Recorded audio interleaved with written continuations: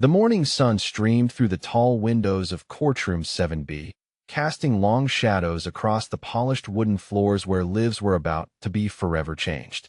Victoria Chun sat rigidly in the plaintiff's section, her fingers trembling slightly as she clutched a worn manila folder containing what appeared to be hastily gathered documents. Her simple navy dress hung loosely on her thin frame, and her graying hair was pulled back in a practical bun that had seen better days. Dark circles under her eyes spoke of sleepless nights spent wondering how her 23-year marriage had crumbled so completely. Across the aisle, the atmosphere couldn't have been more different. Alexis Monroe lounged confidently in a chair that seemed too small to contain her larger-than-life presence, her perfectly manicured scarlet nails drumming impatiently against the armrest. Her platinum blonde hair cascaded in salon-fresh waves over the shoulders of a designer blazer that probably cost more than most people's monthly salary. Diamond earrings caught the morning light as she turned her head to whisper something to the man beside her, a cruel smile playing at the corners of her glossy lips. That man was Robert Chun, Victoria's soon-to-be ex-husband, and he wore his smugness like an expensive cologne. His Italian leather shoes were polished to a mirror shine, and his custom-tailored charcoal suit fit him perfectly, emphasizing the confidence that radiated from every pore. At 52, Robert still carried himself like the successful businessman he claimed to be, his salt and pepper hair styled in a way that suggested he spent more on grooming in a month than his wife had spent on herself in years. The irony wasn't lost on anyone present that Robert seemed to glow with prosperity, while his wife of over 2 decades looked like she hadn't been able to afford a proper meal in weeks. But then again, appearances could be deceiving, and sometimes the most powerful people in a room were the ones who looked like they had the least to lose. Judge Margaret Hawthorne entered the courtroom with the kind of authoritative presence that immediately commanded respect. Her black robes flowed behind her as she took her seat behind the bench, her sharp eyes already scanning the assembled parties with the practiced gaze of someone who had seen every kind of human drama unfold in her courtroom over the past 15 years. Now, before we dive deeper into this particular drama, I'm curious about something. Where are you watching this unfold from today? Are you following along from a bustling city where divorce courts see cases like this every day? Or perhaps from a smaller town where everyone knows everyone's business? The location always adds an interesting perspective to these kinds of family destruction stories, doesn't it? Drop a comment and let us know where you're tuning in from. Alexis adjusted her position in the chair and leaned forward slightly, her voice carrying clearly across the courtroom as she addressed her attorney, Marcus Wellington, a sharp-dressed man whose reputation for aggressive divorce tactics preceded him like a warning shot. "I deserve half of everything," she declared, her tone suggesting this was not a request but a statement of fact. 24 months of my life went into supporting Robert through his business ventures, and I'm not walking away empty-handed. The audacity of the statement would have been breathtaking if it weren't so calculated. Alexis had met Robert less than 3 years ago at an upscale networking event, and their affair had been the worst-kept secret in their social circle for months before Victoria finally discovered the truth. Yet here she sat, demanding compensation for what she apparently considered her investment in a relationship built on deception and betrayal. Robert nodded vigorously in agreement, his hand finding Alexis's in a gesture that managed to be both possessive and supportive. "The woman sacrificed her own career opportunities to be with me," he announced to anyone within earshot, though the claim rang hollow to those who knew Alexis had never held a job for longer than 6 months before meeting him. "She deserves security after everything she's given up." Victoria's attorney, a soft-spoken woman named Helen Martinez who appeared to be operating on a significantly smaller budget than the opposition, shuffled through her modest stack of papers with an expression that seemed almost apologetic. The contrast between the two legal teams couldn't have been more stark. Wellington's briefcase probably cost more than Martinez made in a month, and his confident posture suggested he viewed this as just another easy victory in a career full of them. But Helen Martinez had something that money couldn't buy. She had been thorough.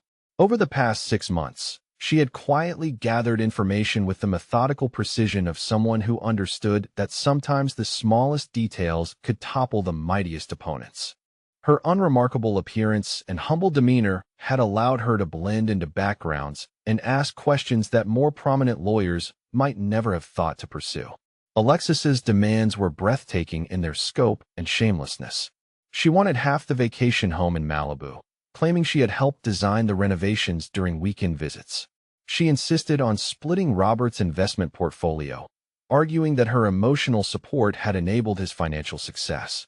Most audaciously, she demanded half ownership of his consulting firm, suggesting that her presence at client dinners and company events had been instrumental in securing major contracts. The consulting firm, Phoenix Strategic Solutions, had been Robert's pride and joy for the better part of 2 decades. He spoke about it with the passion of a parent discussing a beloved child, describing how he had built it from nothing into a multi-million-dollar operation that employed 37 people and served clients across 3 states. His chest swelled with pride as he recounted the company's humble beginnings, though careful listeners might have noticed certain gaps in his narrative that seemed oddly convenient. Throughout these grandiose recitations, Victoria remained silent, her eyes fixed on her folded hands in a way that suggested either defeat or deep concentration. Her lawyer made occasional notes, but seemed content to let the other side reveal their strategy without interruption. This restraint frustrated Alexis, who clearly expected some kind of dramatic confrontation that would allow her to showcase her righteous indignation. The morning progressed with Wellington painting a picture of Robert as a self-made success story and Alexis as his devoted partner who deserved compensation for her loyalty and sacrifice. They spoke of business trips where she had provided crucial emotional support, of networking events where her charm had opened doors, of late-night strategy sessions where her insights had proved invaluable. The narrative was compelling, polished, and utterly convincing to anyone who didn't know the real story. Alexis had indeed accompanied Robert to various events, but her contributions were generally limited to looking stunning on his arm and making small talk with wives while the men discussed business. Her insights into strategic planning extended about as far as suggesting which wine to serve at client dinners. But Wellington was skilled at his job, and he knew how to transform even the most mundane interactions into evidence of meaningful contribution. A casual comment about market trends became strategic analysis. A suggestion about venue selection became operational expertise. Alexis's mere presence at company functions became proof of her integral role in the business's success. Victoria's apparent passivity during these presentations seemed to embolden both Robert and Alexis. They exchanged glances that suggested they viewed her as already defeated, a broken woman who lacked the resources or the will to mount any meaningful resistance. After all, what could a housewife possibly know about complex financial arrangements or business operations? This assumption would prove to be their first and most costly mistake, though they wouldn't understand that for several hours yet.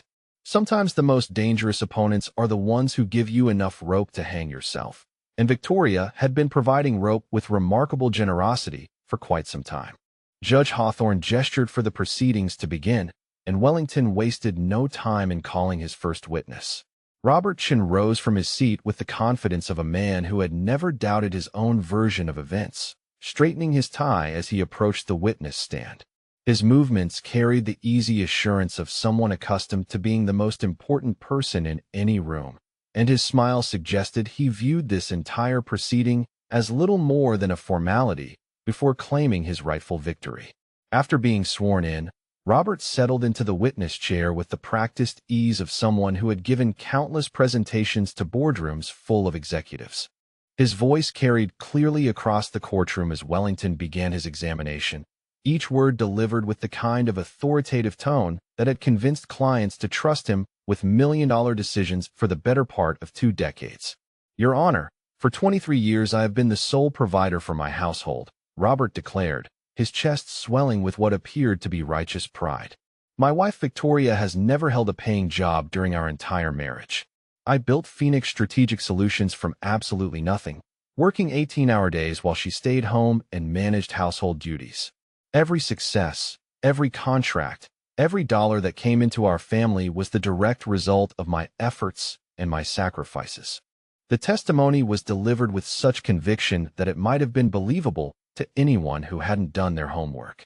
Robert painted a picture of himself as the quintessential self-made businessman, a man who had clawed his way up from humble beginnings through sheer determination and brilliant strategic thinking. He spoke of missed family dinners because he was working late to secure crucial deals, of weekend business trips that kept him away from home, but brought in the revenue that supported their comfortable lifestyle. Victoria, according to this narrative, had been content to live as a traditional housewife, contributing nothing to their financial success while enjoying the fruits of his labor. She had never shown interest in the business, he claimed, preferring to focus on domestic matters and social activities that added no value to their bottom line. When pressed by Wellington about her daily activities, Robert shrugged dismissively and suggested she spent most of her time shopping, having lunch with friends, and pursuing various hobbies that served no practical purpose. The portrait he painted was of a woman who had lived a life of comfortable parasitism, supported entirely by his generosity and hard work. She had never questioned where the money came from, he testified, because she had never needed to concern herself with such mundane matters as earning an income or managing finances.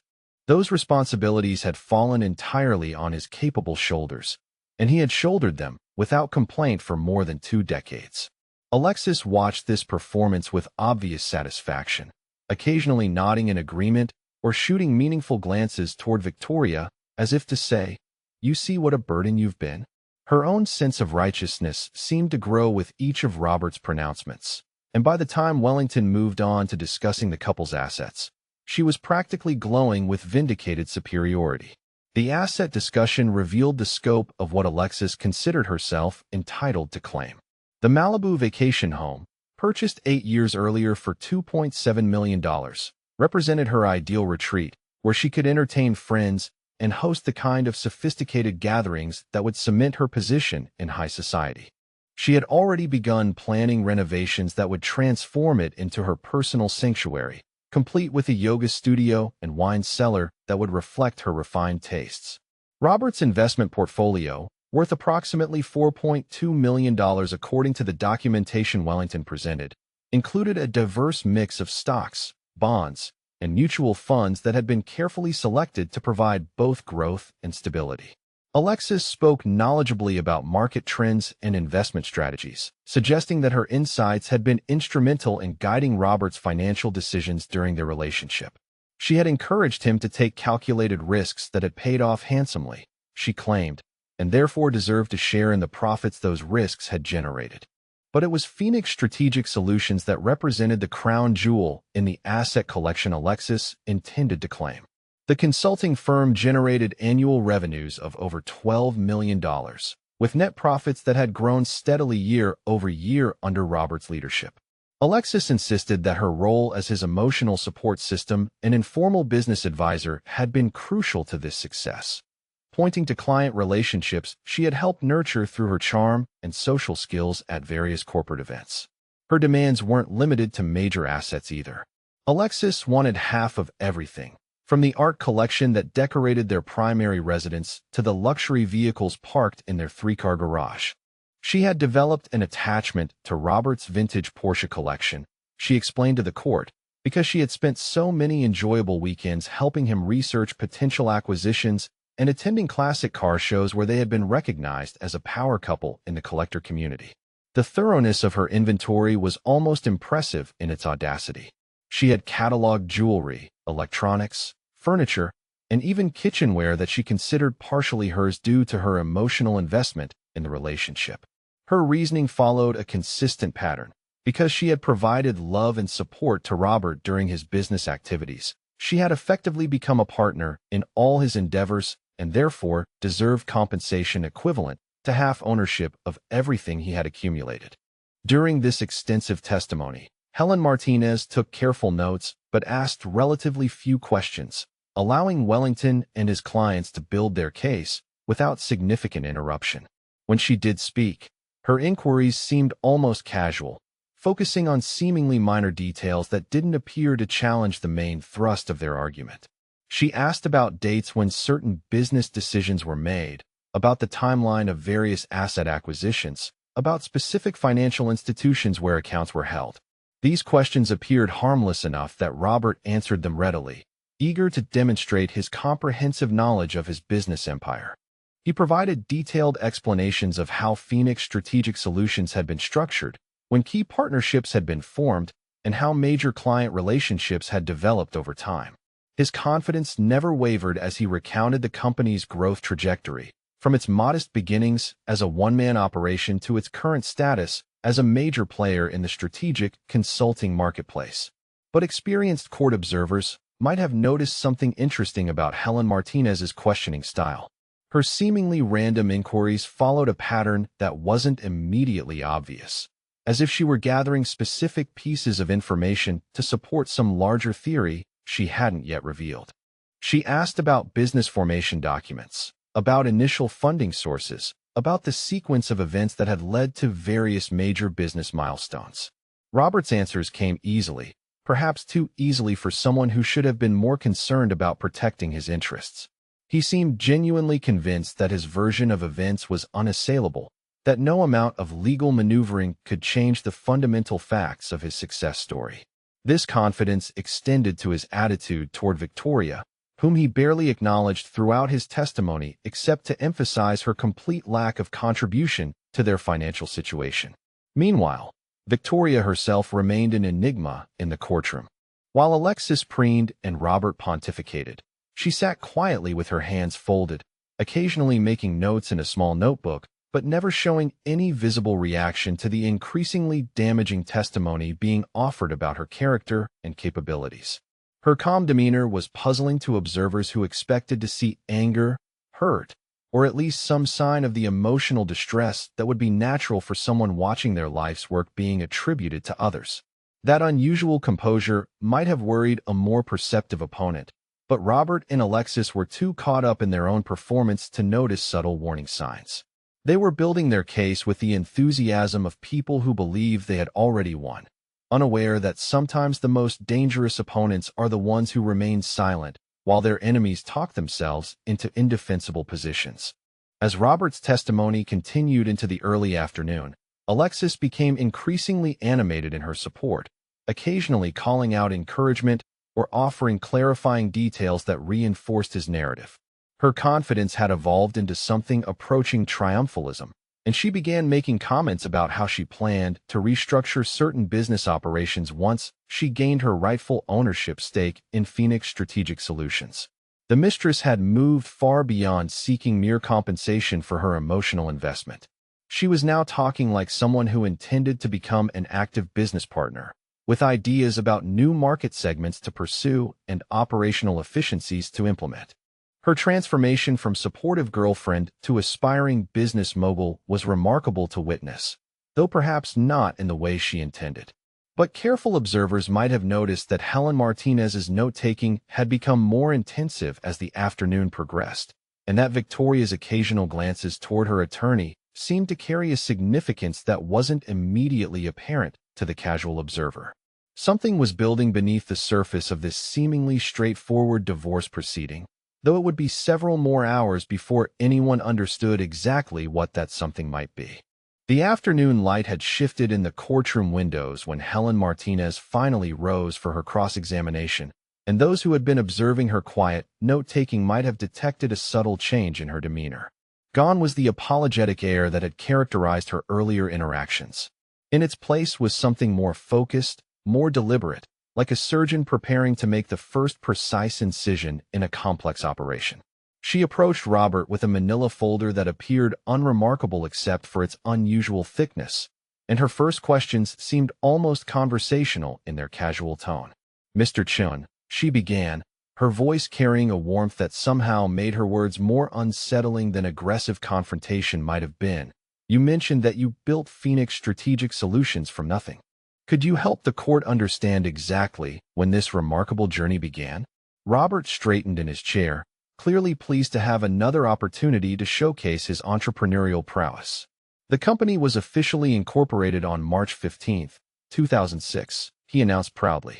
"I remember the date precisely because it was such a pivotal moment in my life.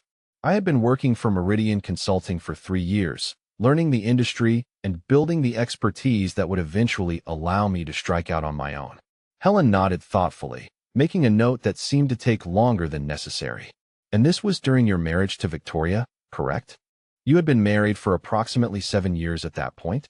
Her tone remained conversational, almost friendly, but there was something in the way she posed the question that made Robert shift slightly in his seat. That's correct, he confirmed, though some of his earlier confidence seemed to have evaporated.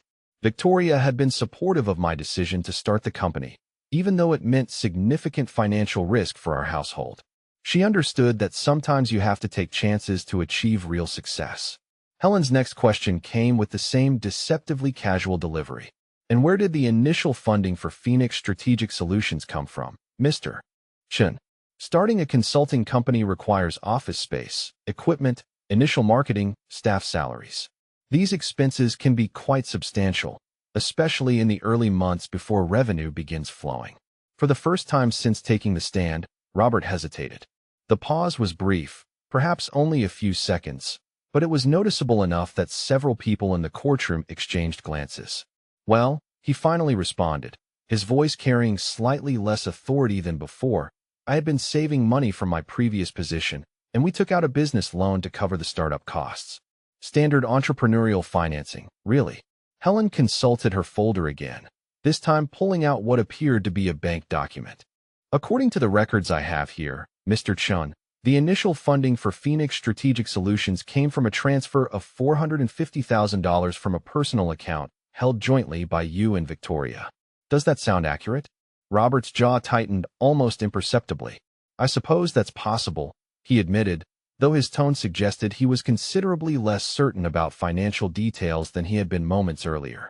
Victoria and I shared accounts, so technically any money I had saved would have been in joint holdings.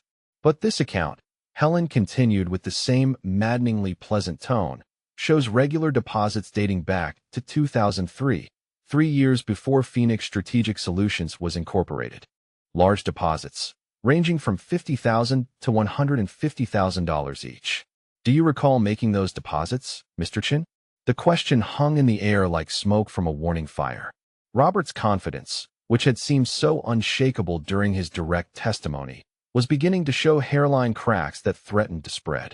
Those deposits, he said slowly, his words coming more carefully now, would have been for my work at Meridian Consulting. I was quite successful there, earning substantial bonuses that we saved for future opportunities. Helen nodded as if this explanation made perfect sense, but her next question carried a subtle shift in tone that suggested she was moving from preliminary skirmishing to more serious engagement. Mr. Chen, how much did you earn annually at Meridian Consulting? I'm asking because I want to make sure the court understands the scope of your financial contributions during this period. Robert shifted in his chair again, and careful observers might have noticed that his hands had begun to fidget with his wedding ring, which he still wore despite the divorce proceedings. My salary was competitive for the industry, he replied, clearly attempting to maintain his authoritative tone. I earned approximately $90,000 annually, plus bonuses based on client acquisition and retention. Helen's response came with mathematical precision that left no room for comfortable interpretation. So your annual gross income was roughly $90,000, possibly reaching $120,000 in exceptional years with bonuses. Yet this joint account shows deposits totaling over $800,000 during the 3-year period before you started Phoenix Strategic Solutions. Can you help the court understand this discrepancy? The courtroom had grown noticeably quieter during this exchange, as if everyone present sensed they were witnessing something more significant than routine cross-examination.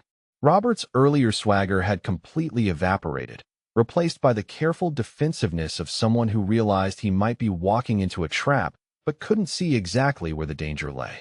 Wellington attempted to object, claiming that Helen was badgering the witness, but Judge Hawthorne overruled him with a brisk efficiency that suggested she was also interested in hearing Robert's explanation for the mathematical impossibility his testimony had created.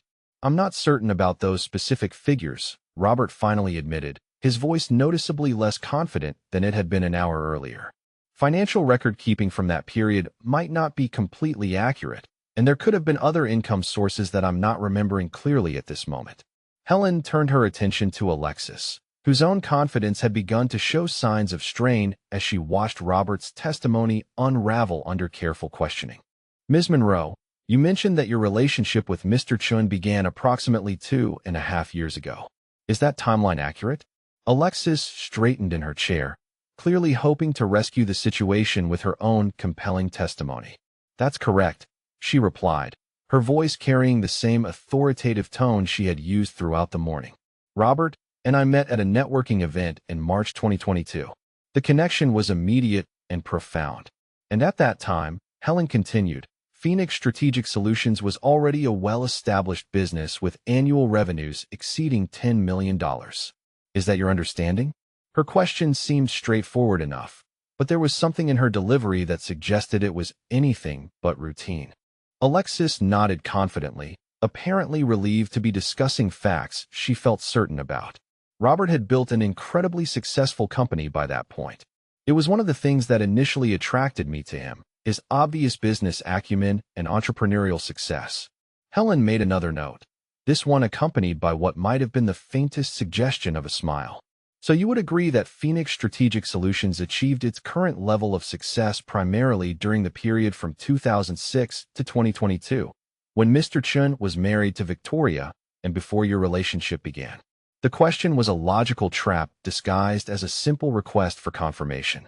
Alexis realized too late that agreeing would undermine her claims about contributing to the company's success, but denying it would contradict Robert's own testimony about the timeline of his business achievements. Well, she hedged, her confidence beginning to crack around the edges. The company certainly grew during that period, but my contribution came through supporting Robert emotionally and helping him strategize for future growth. Sometimes the most important contributions aren't reflected in historical timelines. Her answer sounded rehearsed, as if Wellington had coached her to deflect exactly this type of questioning. But Helen wasn't finished exploring the logical inconsistencies that were beginning to emerge from the careful construction of Robert and Alexis's narrative. Ms. Monroe, you mentioned providing strategic insights that helped guide Robert's business decisions. Can you give the court specific examples of strategic advice you offered that resulted in measurable business outcomes? Alexis shifted uncomfortably, her earlier poise beginning to fragment under the weight of having to provide concrete details rather than general claims. I encouraged Robert to pursue new market opportunities, she replied, her voice less certain than before. We discussed client relationship strategies, and I helped him network with potential partners at social events. Helen's follow-up questions became progressively more specific, asking for names of clients, dates of networking events, details about strategic initiatives that Alexis had supposedly influenced. With each question, Alexis's responses became more vague and defensive, her earlier confidence replaced by the uncomfortable realization that her claims about business contribution were being systematically dismantled through her own inability to provide supporting evidence. Meanwhile, Victoria continued her enigmatic silence, occasionally making notes in her small notebook, but showing no visible reaction to the increasingly uncomfortable testimony being extracted from her husband and his mistress. Her calm demeanor had begun to puzzle even Judge Hawthorne, who had seen enough divorce proceedings to know that wronged spouses typically displayed more emotional volatility when watching their marriages and financial security being dissected in public. But perhaps the most unsettling aspect of Victoria's behavior was the way she occasionally glanced toward Helen Martinez with what appeared to be something approaching satisfaction. These brief exchanges suggested a level of coordination between attorney and client that went far beyond the typical lawyer-client relationship, as if they were executing a carefully rehearsed strategy rather than simply responding to unexpected developments. The afternoon session was beginning to reveal fault lines in what had initially appeared to be an unshakable narrative about Robert's entrepreneurial success and Alexis's rightful claims to compensation. Helen's questioning had exposed mathematical impossibilities in the financial timeline, logical inconsistencies in the business development story, and gaps in knowledge that suggested Robert and Alexis might not understand their own situation as well as they had initially claimed. As the court clerk called for a brief recess, Robert and Alexis huddled with Wellington in what appeared to be an increasingly urgent consultation. Their body language suggested growing concern about the direction of the proceedings, and their previously unshakable confidence had given way to the kind of defensive uncertainty that typically preceded major legal disasters. Victoria, meanwhile, used the recess to have a quiet conversation with Helen Martinez that consisted primarily of nods and brief confirmations, as if they were checking items off a list that had been prepared long in advance. Their interaction had the efficiency of people who had anticipated this exact sequence of events and were simply ensuring that everything was proceeding according to plan. When the court reconvened, the atmosphere had shifted palpably. What had begun as a routine divorce proceeding was transforming into something more complex and potentially devastating for the couple who had started the day so certain of their ultimate victory. When court resumed after the recess, Helen Martinez returned to her position with a noticeably different energy. The apologetic demeanor that had characterized her earlier questioning had been replaced by something more focused and purposeful, like a prosecutor who had finished gathering preliminary evidence and was ready to present the case that would determine the outcome of the entire proceeding. She carried with her a significantly larger folder than before, along with what appeared to be a banker's box filled with additional documentation. The sheer volume of paperwork suggested that her preparation for this case had been far more extensive than anyone had initially realized, and the careful organization of the materials indicated that what was about to unfold had been planned with meticulous attention to detail. "Your Honor," Helen announced, her voice carrying a new authority that commanded immediate attention from everyone in the courtroom, "I would like to present evidence that will clarify the true ownership of the assets that have been discussed in today's proceedings. I believe these documents will provide the court with essential information for making an informed decision about the property division being requested." Judge Hawthorne nodded for her to proceed, though her expression suggested she was beginning to suspect that this case might be considerably more complex than the routine divorce proceeding it had initially appeared to be. The judge had seen enough legal surprises over her career to recognize the signs that someone had been holding back crucial information, waiting for exactly the right moment to reveal it. Helen's first document was a set of business incorporation papers that looked official enough to have come directly from the Secretary of State's office. "Mr. Chun," she said, addressing Robert directly, "you testified that you incorporated Phoenix Strategic Solutions on March 15, 2006. I'd like you to examine these documents and tell the court if they appear to be accurate copies of your company's formation paperwork." Robert accepted the papers with hands that trembled almost imperceptibly, and as his eyes scanned the familiar format, his face began to drain of color in a way that was visible even to observers in the back of the courtroom. The documents were clearly legitimate, bearing official seals and signatures that couldn't be disputed, but something about their contents was causing him visible distress. "These appear to be the correct incorporation documents," he admitted reluctantly, his voice lacking any of the confidence that had characterized his earlier testimony. "But there might be some clerical errors in the filing that should be taken into consideration." Helen's response came with the precision of someone who had anticipated exactly this reaction. "Mr. Chun, please read aloud for the court the name listed as the sole incorporator and initial owner of Phoenix Strategic Solutions." Her request was delivered with such calm authority that Robert had no choice but to comply, despite the obvious reluctance that made him hesitate before speaking. "The incorporator and initial owner is listed as Victoria Lynn Chun," he read, his voice barely above a whisper. The words seemed to cause him physical pain to pronounce, and the reaction from the courtroom was immediate and dramatic. Alexis's gasp of shock was audible from across the room, and her perfectly composed expression crumbled into something approaching horror as the implications of this revelation began to sink in. Wellington, meanwhile, was frantically shuffling through his own papers as if searching for some explanation that could reconcile this new information with the case he had been building all morning. But Helen Martinez was far from finished with her systematic destruction of the narrative that Robert and Alexis had constructed so confidently.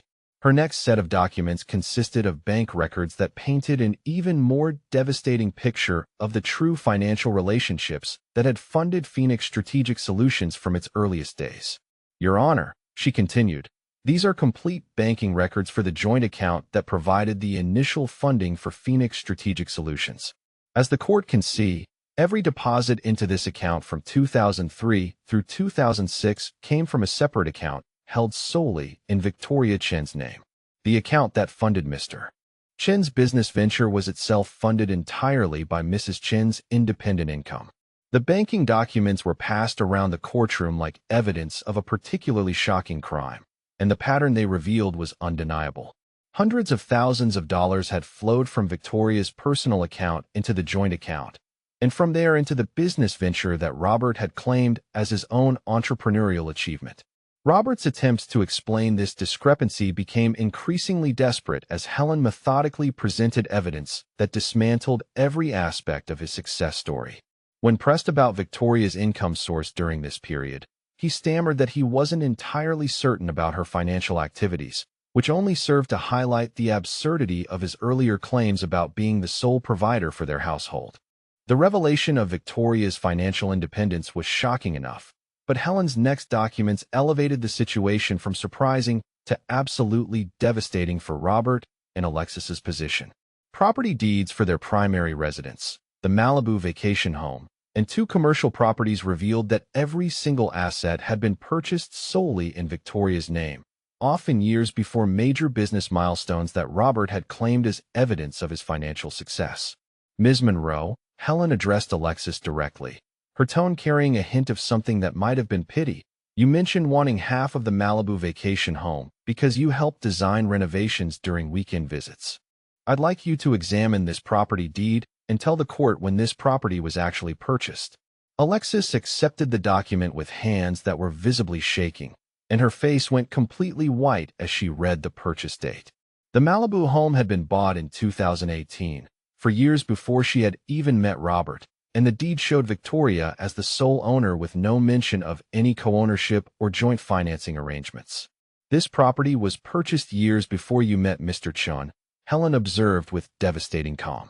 Were you perhaps confused about the timeline of your relationship, or did you knowingly misrepresent your connection to assets that were never owned by your boyfriend? The question was legal dynamite disguised as a polite inquiry, and Alexis's inability to provide any coherent response beyond stammered apologies and confused explanations only made her position more untenable. Her earlier demands for half of everything suddenly appeared not just unreasonable but potentially fraudulent, depending on whether her misstatements had been made knowingly or through genuine ignorance. But the most devastating revelation was yet to come.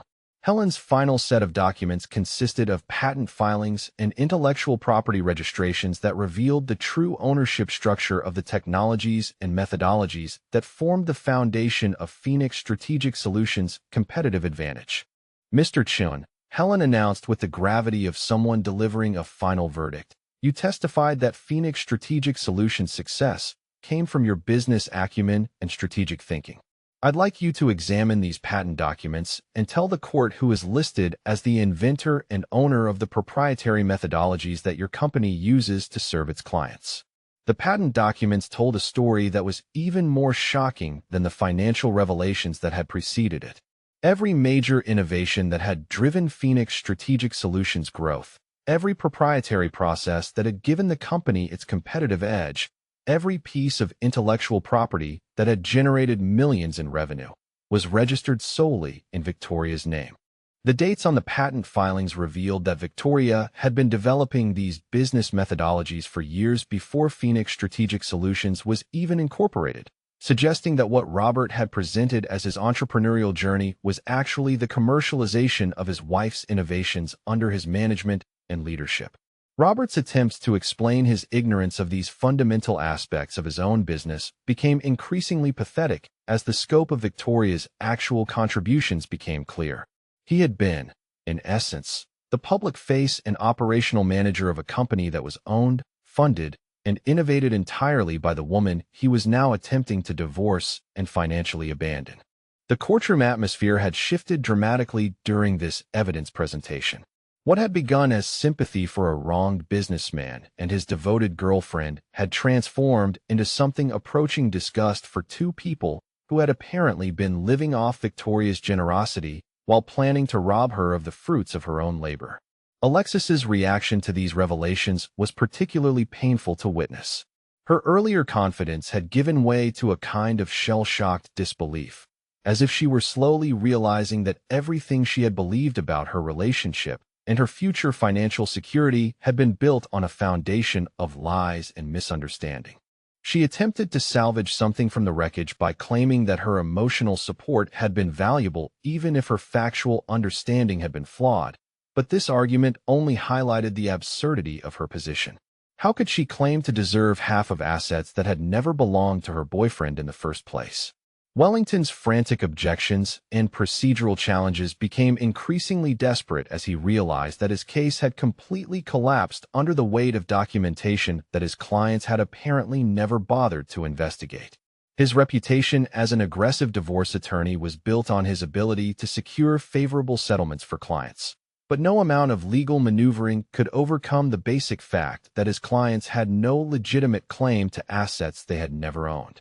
Meanwhile, Victoria's transformation during this evidence presentation was remarkable to observe.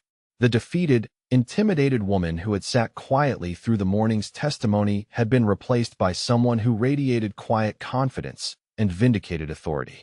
She no longer looked like a victim being victimized by powerful adversaries. She looked like someone who had allowed her opponents to hang themselves with their own rope before revealing the true nature of the situation.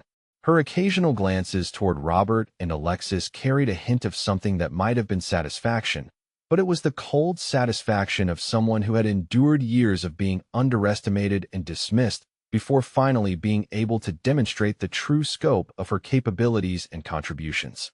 The evidence cascade had completely reversed the power dynamics in the courtroom. Robert, who had begun the day as a successful businessman defending his assets from greedy claims, was now revealed as someone who had been living off his wife's money and taking credit for her innovations for nearly 2 decades. Alexis, who had demanded half of everything as compensation for her emotional investment, was now exposed as someone who had never understood what she was claiming or who actually owned it. As Helen Martinez concluded her evidence presentation, the silence in the courtroom was deafening. Everyone present understood that they had witnessed something extraordinary. The complete demolition of a carefully constructed narrative through the methodical presentation of facts that no amount of charm or confidence could overcome. The next phase of the proceedings would determine what consequences these revelations would have for Robert and Alexis. But one thing was already clear. Victoria Chun was not the helpless victim she had appeared to be, and the justice that was about to be delivered would be both swift and devastating. Judge Hawthorne called for a brief recess to review the extensive documentation that had been presented, but when she returned to the bench 30 minutes later, her expression left no doubt about the direction of her decision. The evidence was overwhelming, undeniable, and painted a picture of financial deception that went far beyond the typical disputes she encountered in divorce proceedings. Your Honor, Wellington attempted one final desperate objection, his voice carrying the strained quality of someone who knew he was grasping at procedural straws while his case burned down around him. We request additional time to examine these documents and verify their authenticity. The timing of their presentation suggests they may have been withheld improperly during discovery. Judge Hawthorne's response was delivered with the kind of judicial authority that brooked no argument or delay. Mr. Wellington, these documents appear to be official government filings, bank records, and patent registrations that your clients should have been intimately familiar with throughout their relationship and business dealings. The fact that they seem surprised by their contents suggests either a remarkable level of willful ignorance or deliberate deception that this court finds deeply troubling. The judge's preliminary observations made it clear that she viewed Robert and Alexis's claims not just as legally invalid, but as potentially fraudulent attempts to steal assets from their rightful owner. Her tone carried the controlled anger of someone who had seen too many cases where powerful people attempted to use the legal system to victimize those they perceived as vulnerable. After reviewing the evidence presented today, Judge Hawthorne announced, her voice echoing through the suddenly silent courtroom, this court finds that Ms. Monroe has no valid legal claim to any assets belonging to Mr. Robert Chun, primarily because Mr. Robert Chun appears to own virtually nothing that could be subject to division in this divorce proceeding. The words hit Robert and Alexis like physical blows. Robert's face had gone completely gray, and he appeared to be having difficulty breathing as the full scope of his legal catastrophe became clear.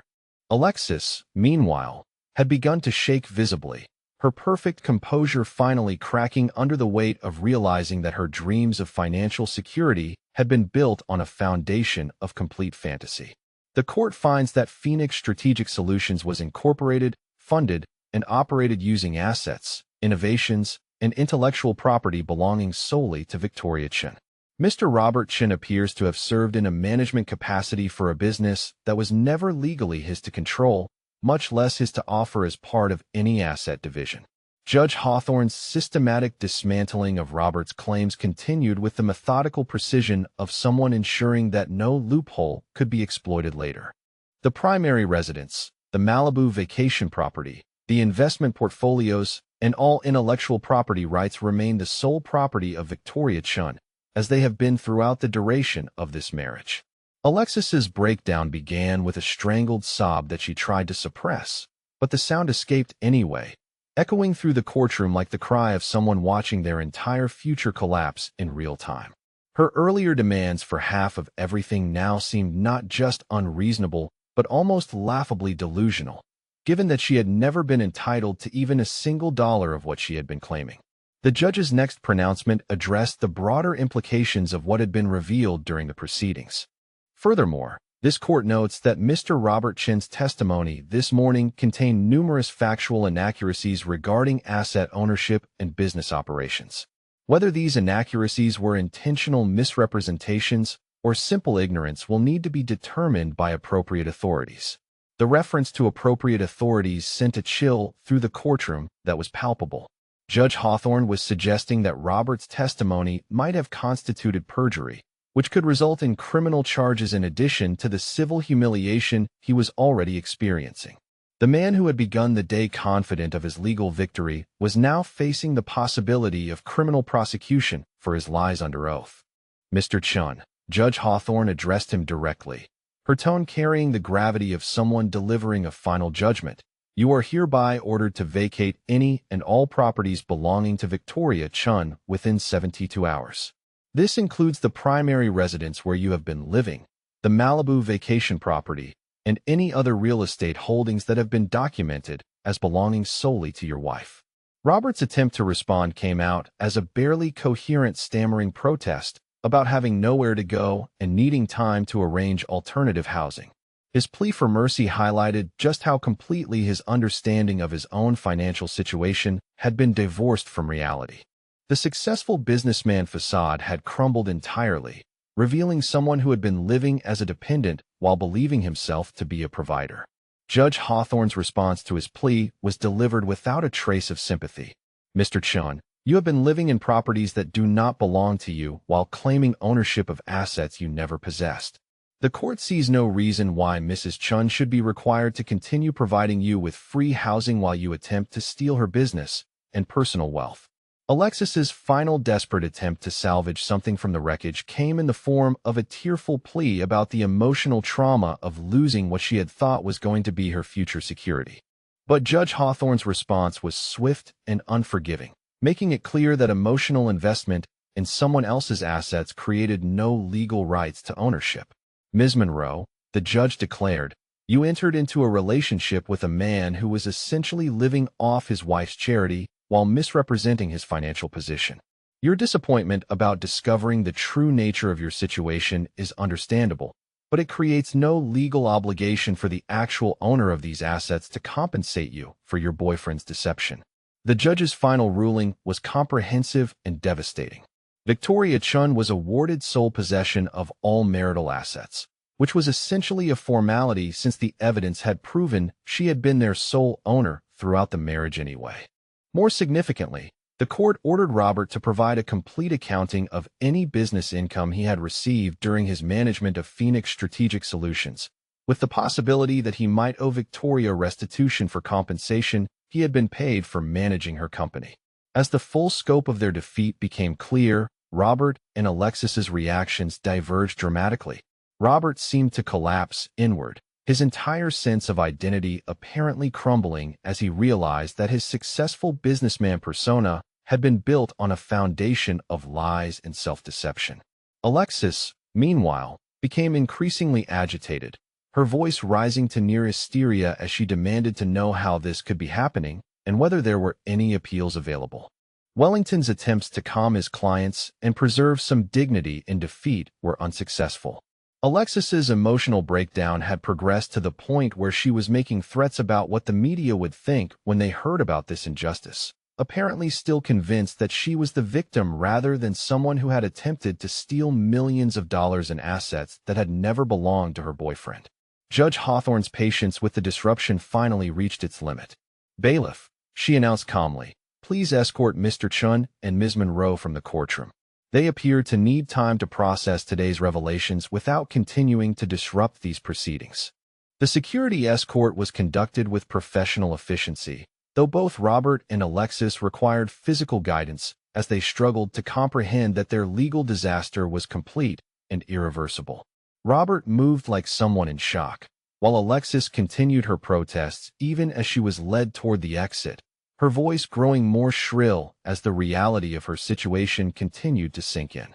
As the courtroom cleared of the defeated parties and their attorney, Victoria Chun remained seated with a composure that had transformed from apparent defeat to quiet vindication.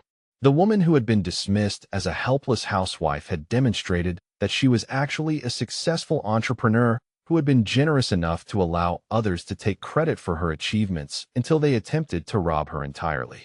The transformation was complete, and justice had been served with a thoroughness that left no room for appeal or negotiation. Victoria Chun had emerged victorious not through legal maneuvering or courtroom theatrics, but through the simple expedient of proving ownership of what had always belonged to her. 3 weeks after the devastating court ruling, the aftermath of Robert and Alexis's legal catastrophe continued to unfold with a poetic justice that seemed almost too perfect to be real. The 72-hour eviction deadline had come and gone, and the consequences of their attempted theft had rippled outward in ways that neither of them could have anticipated when they had walked into that courtroom so confident of their ultimate victory. Alexis's first humiliation came in the form of a registered letter from Victoria's attorney demanding the immediate return of all jewelry, designer clothing, and luxury items that Robert had purchased for her during their relationship. The legal basis was simple but devastating. Since Robert had never actually owned any money of his own, every gift he had given Alexis had been bought with funds that belonged to Victoria, making each expensive token of affection technically stolen property that needed to be returned to its rightful owner. The inventory of items that needed to be returned read like a catalog of high-end luxury goods. Diamond earrings worth $37,000. A vintage Cartier watch valued at $42,000. Designer handbags, shoes, and clothing with a combined value exceeding $100,000. Each piece represented not just financial value, but a memory of what Alexis had believed was her fairy tale romance with a successful businessman. The process of returning these items was conducted under legal supervision to ensure that nothing went missing, and the experience was reportedly excruciating for Alexis, who had to watch years of accumulated luxury disappear back into the possession of the woman she had helped victimize. The jewelry alone represented more money than most people earned in several years, and losing it all in a single afternoon brought home the magnitude of what she had lost through her involvement in Robert's deception. Robert's own situation had deteriorated even more dramatically.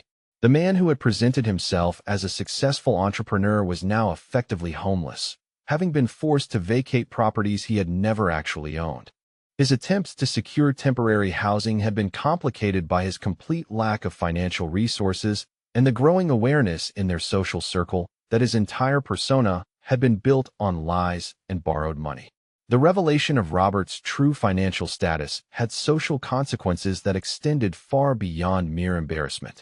Friends and business associates who had respected his apparent success began to distance themselves as news of the court proceedings spread through their professional networks.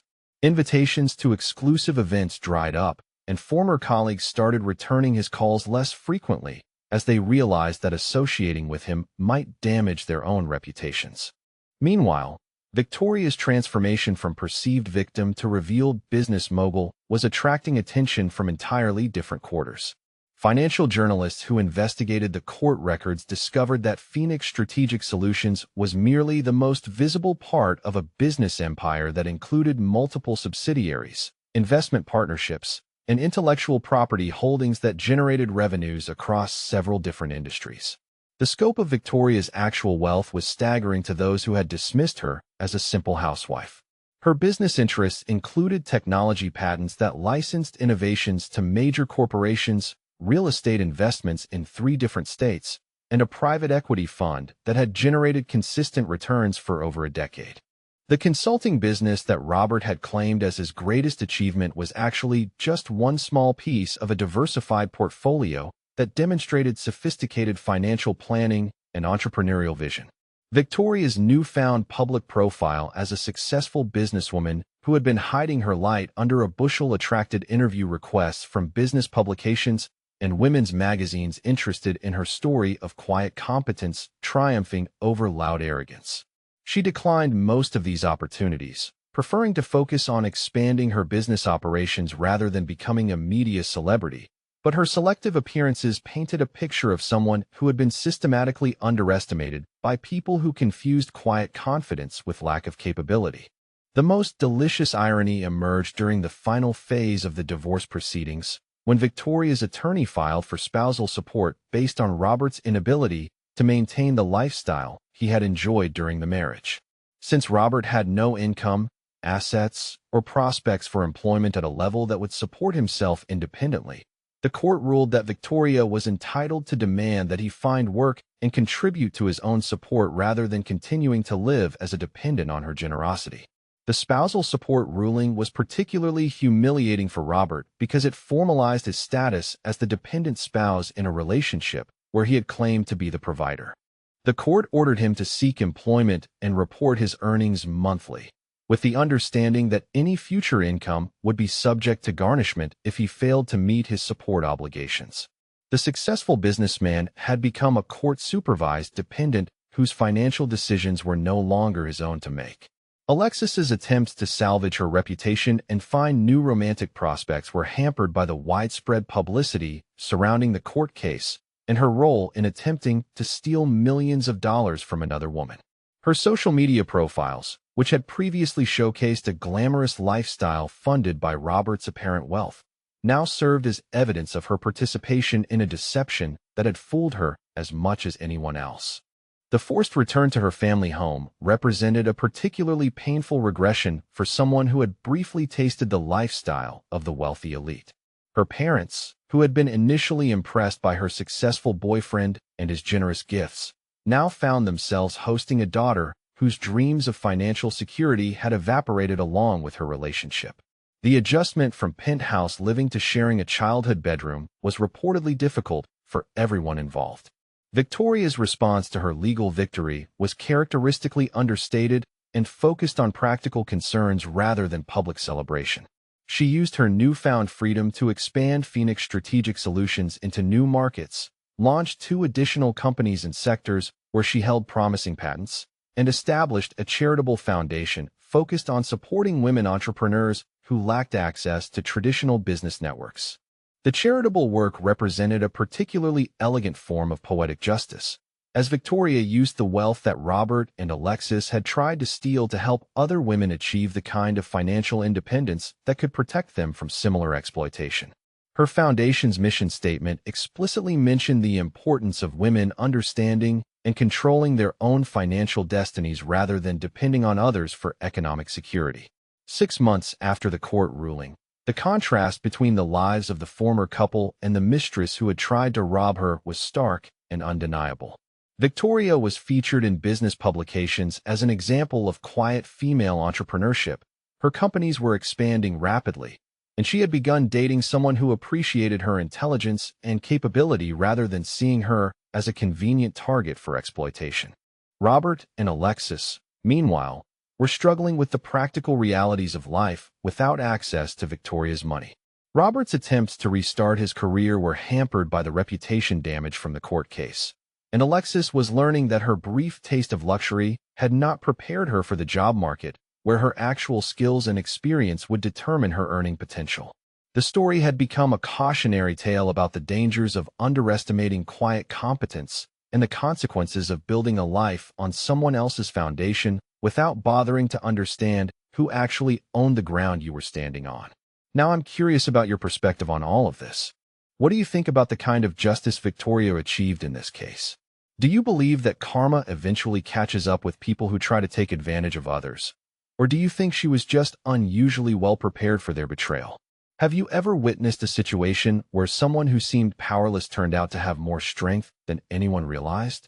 Share your thoughts about justice and karma in the comments, because these kinds of stories always make me wonder about the hidden dynamics in relationships that most of us never get to see.